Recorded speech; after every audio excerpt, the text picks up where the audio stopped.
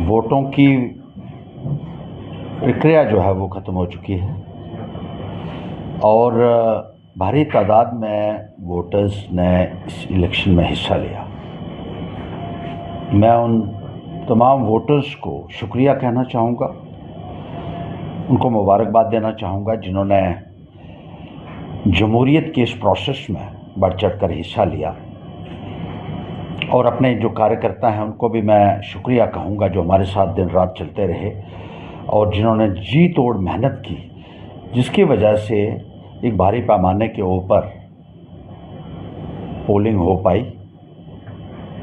इसके लिए मैं उन सब का बहुत बहुत आभारी हूँ।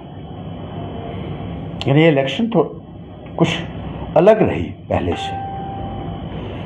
जिस तरीके से यहाँ पैसे का और शराब का इस्तेमाल हुआ, आज तक मैंने ज़िंदगी में कभी नहीं देखा। इतना पैसा भारतीय जनता पार्टी ने लगाया, इतनी शराब बांटी गई, ना तो हमने कभी ऐसा पहले कभी देखा और ना ही कभी ऐसा देखा कि शराब बांटने वालों को खुली छूट दी गई हो। कई हज़ार बॉटल्स एक साथ ट्रांसपोर्ट होती थी और कई हज़ार बॉटल्स जो हैं वो पकड़ी भी गई, लेकिन जिन लोगों ने वो सप्लाई की थी उनके ऊपर कोई भी कार्रवाई नहीं की गई। चिनैनी में शराब की बोतलें हज़ारों की तादाद में पकड़ी गई, रामनगर में पकड़ी गई, उधमपुर में पकड़ी गई, लेकिन कोई भी कार्रवाई इस संदर्भ में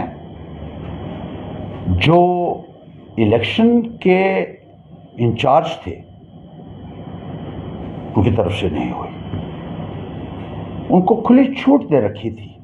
चिनैनी में तो ये कहा जा रहा है कि पुलिस की गाड़ियां स्कॉट कर रही थी शराब की जो गाड़ियों को, और उनके माध्यम से ही जो है शराब सप्लाई हो रही थी। ये आम चर्चा का विषय बना हुआ है।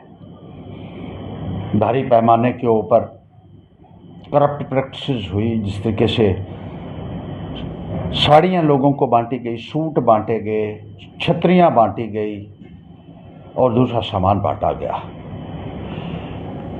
और करोड़ों रुपया एक कॉन्स्टिट्यूंसी में भारतीय जनता पार्टी ने लगाया। न केवल पैसा और शराब का इस्तेमाल हुआ, न केवल दूसरी करप्ट प्रैक्टिसेस की गई, बल्कि गुंडागर्दी का इस्तेमाल, माफिया का इस्तेमाल, लोगों को डराना, लोगों को धमकाना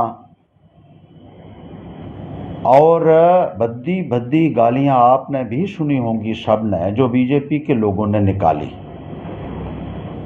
मुझे बहुत हैरानगी हुई। नरेंद्र मोदी जी, आप तो कहते हैं महिलाओं का सम्मान करना है, तो आपकी पार्टी के नेता यहां क्या करते रहे? जिस तरीके से अश्लील बातें महिलाओं को कही गई, बीजेपी के नेता हैं जिन्होंने ये खुलेआम धमकाया और वायरल हुआ उनका ऑडियो कि जो मोदी को वोट नहीं देगा, भाजपा को वोट नहीं देगा, उनकी माता बहनों को सेक्सुअली असॉल्ट करेगा वो और उसके साथी। इंतहा हो गई। ऑडियो वायरल हो रही है, इलेक्शन अथॉरिटीज को भेजी गई, पुलिस को भेजी गई, लेकिन वो शख्स आज भी खुलेआम घूम रहा है और इलेक्शन के दौरान ना उसके ऊपर कोई पाबंदी हुई, ना उसको अरेस्ट किया गया और ना उसके खिलाफ कोई कार्रवाई हुई। जो बीजेपी को वोट नहीं देगा, मोदी को वोट नहीं देगा, उनकी माता बहनों के साथ उसने कितनी गंदी बात करने की बात कही है, ये तो मैं कहता हूं कि कोई भी आदमी सुन ही नहीं सकता है। कहां है मोदी जी? आप ऐसे लोगों को भर्ती किया हुआ है आप लोगों ने पार्टी में, और पुलिस उनको शेल्टर दे रही है आज तक। जल्द से जल्द उस शख्स के खिलाफ कार्रवाई होनी चाहिए। माता बहनों के साथ इस किस्म की अश्लील भाषा का प्रयोग करता रहा वो, और इस किस्म की धमकी देता रहा। इसी तरीके से एक हिस्ट्री शीट रहा है यानी कॉन्स्टिट्यूंसी में उसने लोगों को धमकाया, हमारे लोगों को धमकाया, बार बार धमकाया, गालियां दी टेलीफोन के ऊपर। हमने एसएचओ को बताया, वो कहने लगा ये हिस्ट्री शीटर है, इसको मैं पूछता हूँ। कोई नहीं पूछा गया। और वो शख्स पिस्टल लेके हमारे लोगों को दिखाता है, पिस्टल दिखाता है इलेक्शन के दौरान। कहाँ है पुलिस, कहाँ है इलेक्शन डिपार्टमेंट के वो अधिकारी जो बड़ी बड़ी बातें करते हैं और छाती ठोक के कहते हैं कि कोई ऐसी वारदात नहीं होगी। लोगों को जिस तरीके से धमकाया गया, ये अपने आप में एक बहुत बड़ी मिसाल है।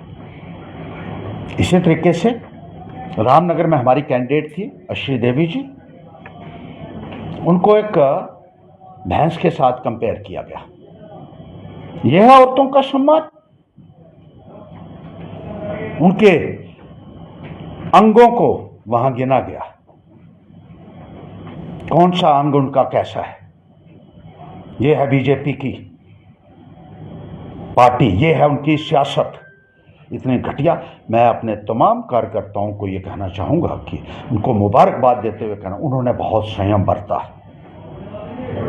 इलेक्शन के दौरान हमने कहा था कि कोई भी ऐसी बात ना करें। उनके ऊपर हमले हुए, हमारी गाड़ियां तोड़ी गई, हमारे जो नौजवान साथी हैं उनके ऊपर हमले हुए, लेकिन सब ने बर्दाश्त किया है।